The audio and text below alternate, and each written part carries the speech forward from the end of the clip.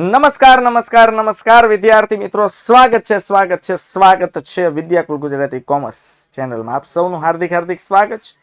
વાત કરીએ ધોરણ 11 વાણિજ્ય વ્યવસ્થા અને સંચાલન વિષયમાં સેક્શન ડી વિભાગ ડી ના આઈએમપી. વિદ્યાર્થી મિત્રો, એક પણ મિનિટ બગાડ્યા વિના તમને આપવાનું શરૂ કરી દેવો છો, કારણ કે સરસ મજાના આઈએમપી હું તમારા માટે લઈને આવ્યો છું. અને જેટલા પણ પ્રશ્નો હું તમને આપવાનો છું, આ દરેક પ્રશ્ન તમારે વ્યવસ્થિત રેડી કરીને જ પરીક્ષા આપવાની છે. ઓકે, વધારે સમય નથી લેવો, કારણ કે પરીક્ષા નજીક આવી રહી છે. તમારી પાસે સમયની ઘણી બધી મર્યાદા છે અને આ મર્યાદાનો ઉપયોગ કરીને આપણે સારા, વધારે અને મસ્ત મજાના માર્ક્સ લાવવા છે. ઓકે, ચાલો તો વાત કરીએ બાળકો સેક્શન ડી ની.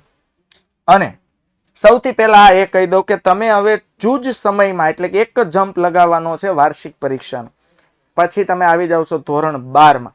જો ધોરણ 12 નો early access batch, topper batch 2027 માં તમે જોડાવશો દીકરો, તો અત્યારે તમને 11મા ધોરણનો ન્યૂ બેચ જે રિવિઝન કમ ફાઉન્ડેશન કોર્સ છે તે તમને ફ્રીમાં મળવાનો છે.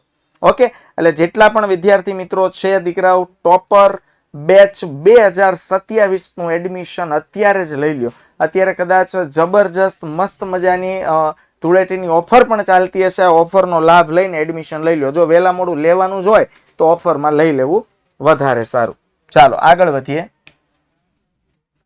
હવે 1 by 1 જોઈએ બાળકો.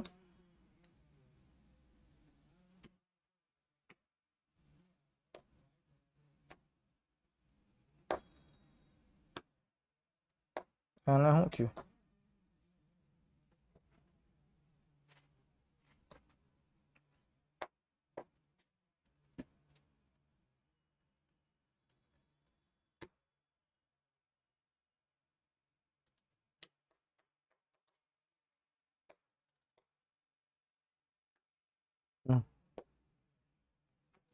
ચાલો તો શરૂ કરીએ બાળકો. વિભાગ ડી,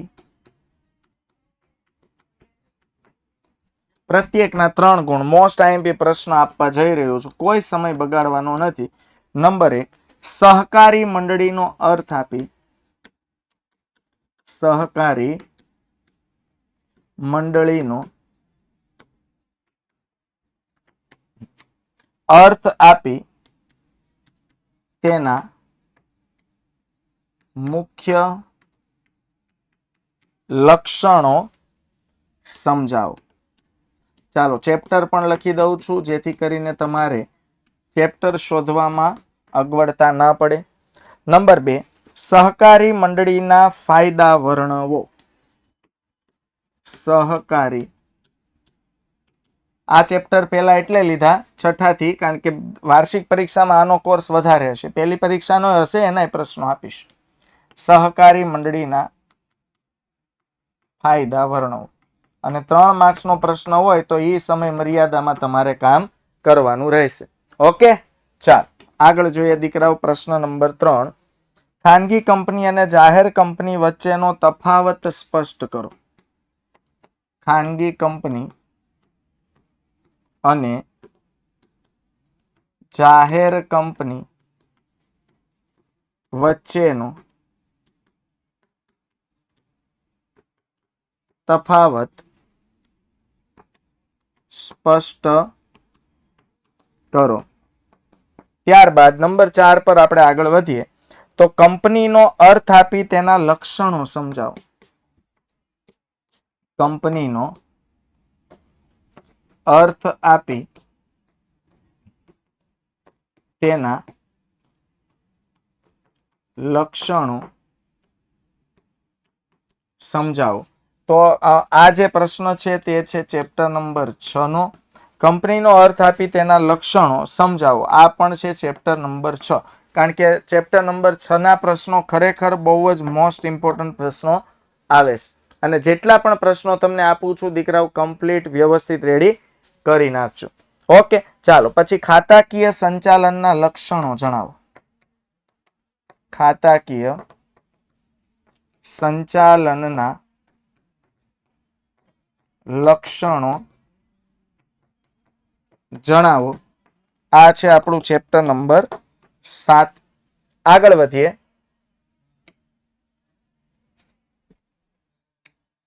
ઓકે દીકરાઓ, તમારા માટે ખાસ સરસ મજાની હેતુલક્ષી ની બુક બનાવેલી છે.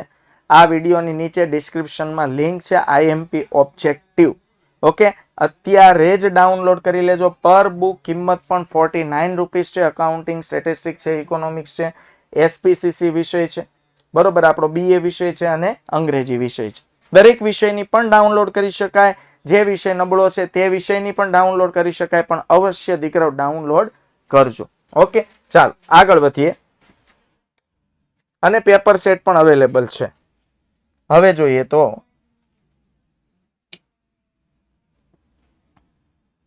નંબર 6, જાહેર નિગમનો અર્થ આપી, સરકારી કંપનીનો અર્થ આપી, સરકારી કંપનીનો અર્થ આપી તેના ફાયદા વર્ણવો. સરકારી કંપનીનો અર્થ આપી તેના ફાયદા વર્ણવો. એમાં આવશે દીકરાઓ ચેપ્ટર નંબર 7. ત્યાર પછી 7મો પ્રશ્ન જોઈએ. સરસ મજાના મસ્ત મસ્ત પ્રશ્નો છે, તૈયારી કરી લેજો. જાહેર નિગમનો અર્થ આપી તેના લક્ષણો સમજાવો. જાહેર નિગમનો અર્થ આપી તેના લક્ષણો સમજાવો. Chapter number 7. 8મો પ્રશ્ન આપણે લઈ લઈશું ચેપ્ટર નંબર 8 માંથી, કે ધંધાકીય એકમની માલિકીની મૂડી અને ઉછીની મૂડી વચ્ચેનો તફાવત. માલિકીની મૂડી અને ઉછીની મૂડી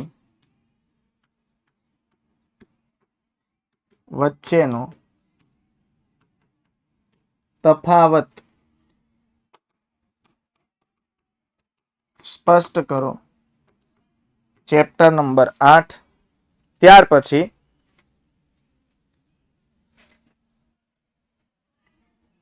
9મો પ્રશ્ન, જથ્થાબંધ વેપારી અને છૂટક વેપારી વચ્ચેનો તફાવત જણાવો. જથ્થાબંધ વેપારી અને છૂટક વેપારી વચ્ચેનો તફાવત સ્પષ્ટ કરો. જે આપણને મળશે ચેપ્ટર નંબર 9 માંથી. 10મો પ્રશ્ન આપણે લઈશું દીકરાઓ, કે છૂટક વેપારમાં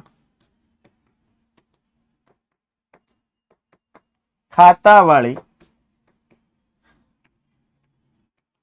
દુકાનના લક્ષણો સમજાવો. Chapter number 9. ત્યાર પછી લઈએ આગળ આપણે વધીએ તો ભવિષ્યવાણી અને સૂર્યોદયના લેક્ચર પણ તમારા માટે આવવાના છે. એટલે હજુ સુધી જો તમે ચેનલને સબસ્ક્રાઇબ ન કરી હોય દીકરાઓ, તો ચેનલને અવશ્ય સબસ્ક્રાઇબ કરી દેજો. બરોબર. 11મો પ્રશ્ન આપણે લઈએ, આંતરિક વેપાર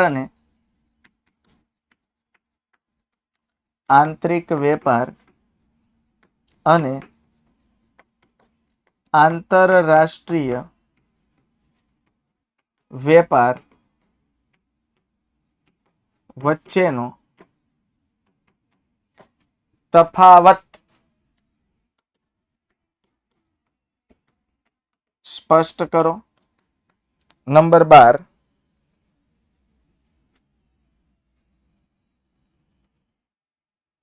બિલ ઓફ લેડિંગ સમજાવો. બિલ ઓફ, જો દીકરાઓ આ આઈએમપી તો આઈએમપી છે જ, પણ તમારી સ્કૂલ દ્વારા પણ આપવામાં આવી હશે ને. 11મા ધોરણમાં મોટા ભાગની સ્કૂલોમાં અલગ અલગ કોન્સેપ્ટ હોય છે, એટલે એને પણ તમે ખાસ ફોલો કરજો. સ્કૂલના શિક્ષકોનું પણ તમે માર્ગદર્શન લેજો. Bill of lading chapter number 10. Chapter number 10. હવે 11મા ચેપ્ટરમાંથી લઈએ ધંધાની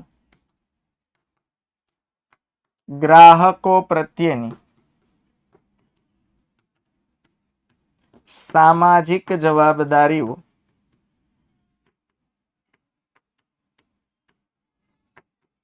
વર્ણવો.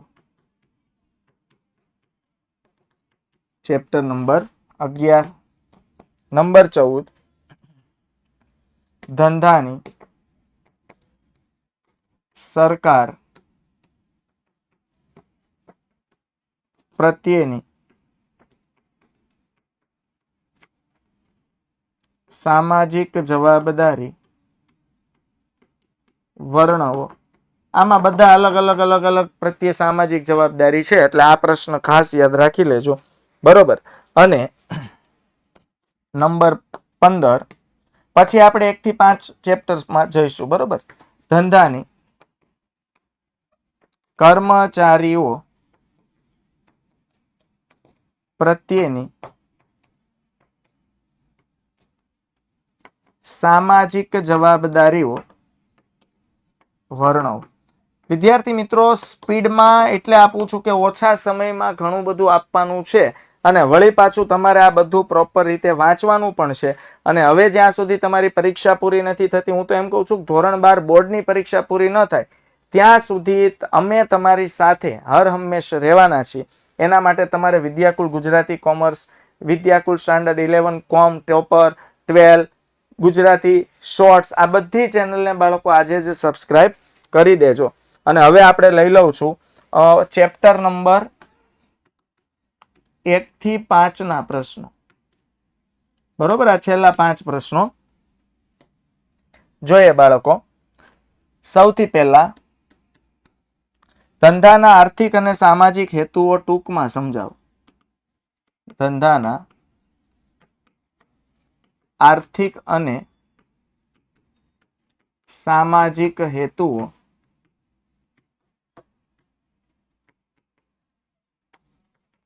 ટૂંકમાં સમજાવો. આ આપણે લઈ લઈશું ચેપ્ટર નંબર 1 માંથી. ત્યાર પછી વિમાનો નુકસાન વળતરનો સિદ્ધાંત,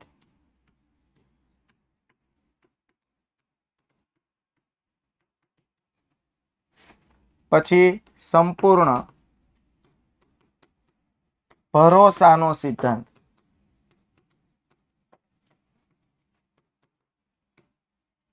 સમજાવો.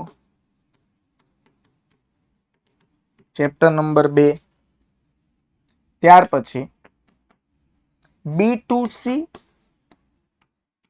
અને C2C ટૂંક નોંધ લખો. ચેપ્ટર નંબર 4 અને વૈયક્તિક માલિકી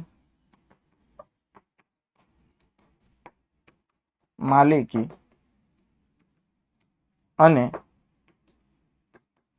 ભાગીદારી વચ્ચેનો